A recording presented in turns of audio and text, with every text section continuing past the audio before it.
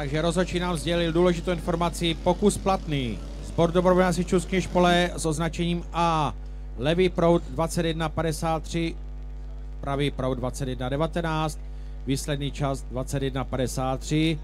Samozřejmě první místo, rekord tratí odolal o nějaké necelé 0,3 vteřiny. Samozřejmě velmi špičkový čas na obou terčích, 21 padla, což jsme si tajně přáli a doufali a věříme k tomu, že postup do finálového kola, kteří už mají kluci z Kněžpole jistý, posune ten čas.